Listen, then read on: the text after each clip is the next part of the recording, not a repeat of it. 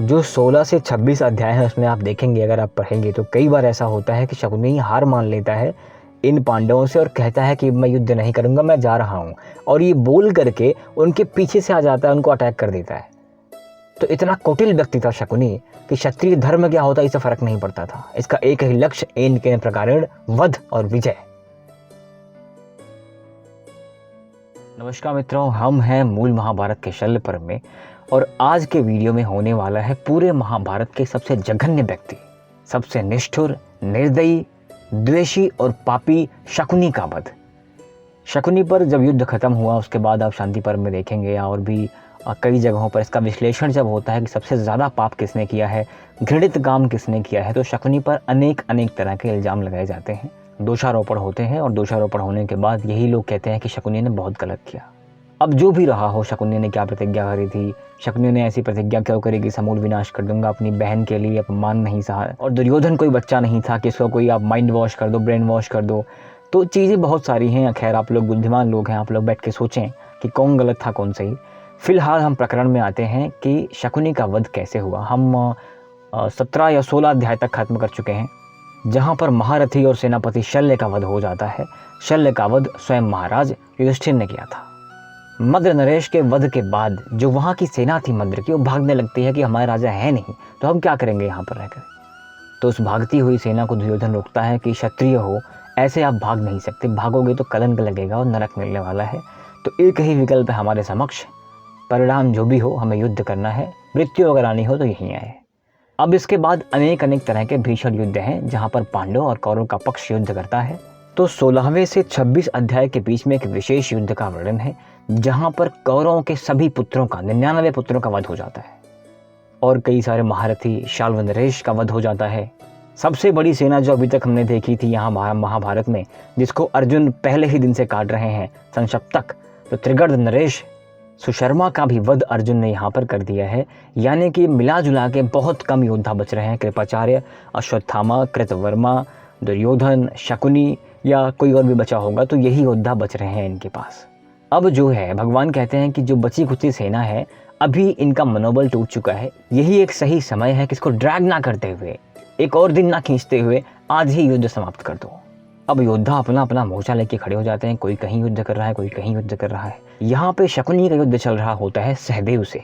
मित्रों, आप जानते हैं कि शकुनी सिर्फ जुआरी ही नहीं, बहुत बुद्धिमान था और वीर भी था, महावीर भी था। युद्ध इसका चल रहा होता है, सहदेव सामने आते हैं, सहदेव महारथी थे, शकुनी महारथी थे। अब युद्ध होते ही, आते ही पहले ही प्रहार में सहदेव को वो माथे में मारता है, सहदेव वहाँ अचेत हो जाते हैं। सहदेव की ऐसी हालत देखकर उनके बड़े भाई ज्येष्ठ भीम आते हैं और भीम ने उनको रोक दिया। अपने पिता के साथ उलूक भी चल रहा था, तो भीम ने उलूक को भी रोका, शकुनी को भी रोका और कौरवों के सैनिक को भी रोक दिया।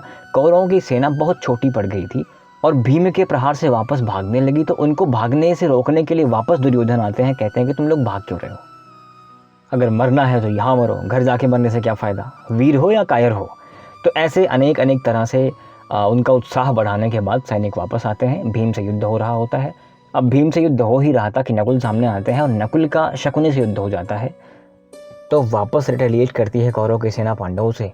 यहाँ भीम है, सहदेव हैं, नकुल हैं, उधर सुबल पुत्र शकुनी है, उनका बेटा उलूक है, अन्य कौरव हैं और सैनिक हैं। यहाँ घनघोर युद्ध चल रहा होता है, नकुल से युद्ध होता है शकुनी का। इधर सहदेव भी ठीक हो जाते हैं। सहदेव ने प्रहार कर दिया सीधा जा करके शकुनी के बेटे उलूक पर। सहदेव उलूक का युद्ध बहुत देर नहीं चल पाया। सहदेव ने एक भल्ल मार के उलूक का धड़ अलग कर दिया गले से। अपने बेटे को मरा हुआ देख के शकुनी का जो क्रोध है वो अपनी सीमाएं लांघ जाता है। संजय कहते हैं कि हे महाराज, शकुनी की आंखों से आंसू निकल रहे हैं, वह क्रोध में सहदेव को मारने के लिए निकल पड़े हैं। अब दुखी शकुनी बड़ी बड़ी सांस छोड़ते हुए सहदेव के ऊपर टूट पड़ता है और 3 बाणों से मार के उनको घायल कर देता है। अब सहदेव ने रिटेलिएट किया, उनका धनुष भी काट दिया शकुनी का। एक तो शकुनी ने अपने पुत्र का वध देखा है, शकुनी क्रोध में है और शकुनी का धनुष भी कट जाता है, तो उससे क्रोध की सीमा आप अंदाज़ा लगाएं कि कितना क्रोधित हो गया होगा। और जब मनुष्य बहुत क्रोध में होता है ना, तो बहुत बड़ी बड़ी गलतियां भी करता है, जो उसका निशाना होता है वो भी चूक जाता है, हाथ कांपने लगते हैं। तो यही हो रहा है आज शकुनी के साथ। खड्ग लेके दौड़ पड़ता है और सहदेव ने खड्ग भी काट दिया। धनुष कटा हुआ देख करके, खड्ग कटा हुआ देख करके अब शकुनी ने अपने उस सांगी का प्रयोग करना चाहा जिसको उसने कई वर्षों से रखा हुआ था, वो शक्ति, मंत्रोच्चार करने के बाद उसने उस शक्ति को छोड़ दिया और उस शक्ति को भी सहदेव ने अपने 3 बाणों से काट के 3 खंड में कर दिया। जब वो शक्ति जमीन पे गिर जाती है बिना अपने लक्ष्य तक पहुंचे हुए, तो कौरवों की सेना में हाहाकार हो जाता है, क्योंकि यहाँ शकुनी बहुत भय से व्याप्त हो जाता है कि मेरी शक्ति को इसने काट दिया। मित्रों, यहाँ द्वैरथ युद्ध चल रहा है सहदेव और शकुनी का, लेकिन शकुनी और सहदेव पहले भी कई बार आमने सामने आ चुके हैं, आज इस मेन युद्ध से पहले भी। जो 16 से 26 अध्याय हैं उसमें आप देखेंगे, अगर आप पढ़ेंगे तो कई बार ऐसा होता है कि शकुनी हार मान लेता है इन पांडवों से और कहता है कि मैं युद्ध नहीं करूंगा, मैं जा रहा हूँ, और ये बोल करके उनके पीछे से आ जाता है, उनको अटैक कर देता है। तो इतना कुटिल व्यक्ति था शकुनी कि क्षत्रिय धर्म क्या होता है इससे फर्क नहीं पड़ता था, इसका एक ही लक्ष्य एन के प्रकारेण वध और विजय। तो यहाँ पर फिर क्या करता है कि अब भागता है कि मेरा तो अस्त्र भी कट गया, शक्ति भी कट गई, रथ भी कट गया है, तुमने मुझे घायल कर दिया, मैं भाग रहा हूँ। अब उसको भागता हुआ देख के सहदेव की चाल समझते हैं कि वापस आएगा और कुछ ना कुछ करेगा 3-5, तो पहले ही उसको रोक देते हैं और रोकने के बाद कहते हैं कि क्षत्रिय धर्म का पालन करने के लिए है मामे युद्ध कर। अब उसके पास जाकर कहते हैं कि हाँ भाई मामा श्री, ये जुआ तो है नहीं कि हाँ तुम जीत लोगे, छल करोगे। तुम्हारे इस जुए की वजह से आज इस पूरे क्षेत्र में, पूरे खानदान में तुम 2 बच्चे हो, एक तुम और तुम्हारे एक प्रिय भांजे। क्षत्रिय धर्म तुमसे पालन कभी हुआ नहीं, तो आज तुम मेरे साथ क्या युद्ध करोगे। इस तरह अनेक प्रकार से उपहास करने के बाद युद्ध शुरू करते हैं सहदेव और शकुनी। और सहदेव ने शकुनी से कहा कि तुम्हारा अंत निकट है, तुम्हारा जीवन अब समाप्त होने वाला है, तुम 2 क्षण रुको, तुम्हारा वध मैं अभी किए देता हूँ।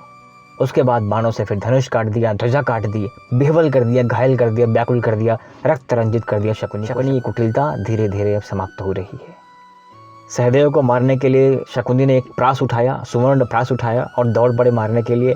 इधर सहदेव ने अपने धनुष पर 3 भल्ले एक साथ चढ़ाए और तीनों का संधान कर दिया। जैसे बाहुबली आपने देखा होगा ना, नाद्वी मणिबंधम बहिर्मुखम मजाक कर रहा हूँ।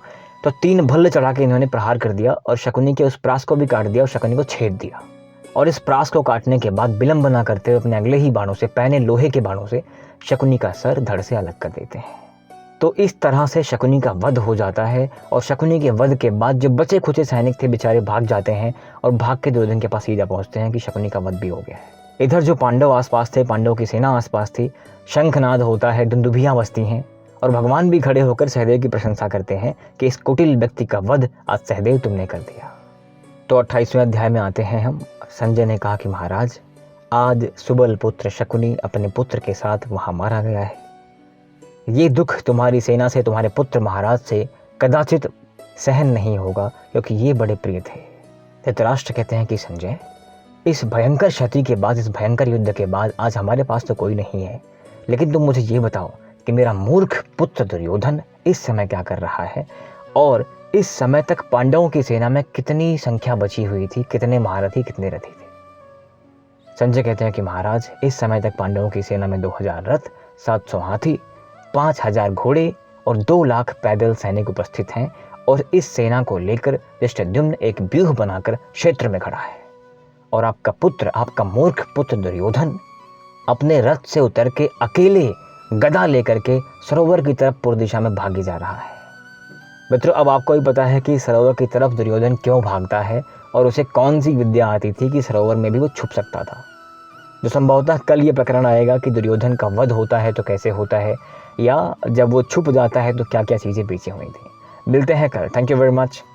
जय हिंद। मुझे एक प्रसंग याद आता है, किसी रील में मैंने देखा था। मैं सीरियल्स नहीं देखता, मेरे ख्याल में गलत नहीं हूँ अगर, तो सोनी टीवी पे एक सीरियल आया था सूर्यपुत्र कर्ण।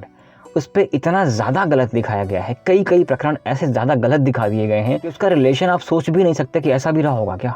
आज जो हम शकुनी का वध देखने वाले हैं, यहाँ पर मूल महाभारत से, व्यास जी की महाभारत से और बोरीसी की महाभारत से, जो कि मोस्ट ऑथेंटिक महाभारत मानी गई है, मेरे द्वारा नहीं, विद्वानों के द्वारा, सीरियल में दिखा देते हैं कि भगवान जुआ खेल रहे हैं, वहाँ पर युद्ध हो रहा है। और भी कई सारे प्रकरण ऐसे हैं कि द्रौपदी का कर्ण से प्रेम संबंध था। तो ऐसी बातें ये लोग दिखा देते हैं। मुझे नहीं पता कि क्यों दिखाते हैं, किस बुक से उठाते हैं, वो बुक किसने लिखी है। सर, तथ्यों की बात करें तो 150 आर्टिकल तो मैंने भी लिखे हैं। मीडियम पे जाएं, कोरा पे जाएं, मेरा नाम सर्च करें, आपको बहुत आर्टिकल दिखेंगे। लेकिन अब मैंने लिखे हैं ना मैं जानता हूँ कितने ज़्यादा अच्छे होंगे वो। अब मेरी बात को मान के कोई वीडियो बना दे तो फिर बात ही अलग हो जाएगी। एग्जाम्पल दे रहा हूँ, वैसे मैंने आर्टिकल सही लिखे हैं।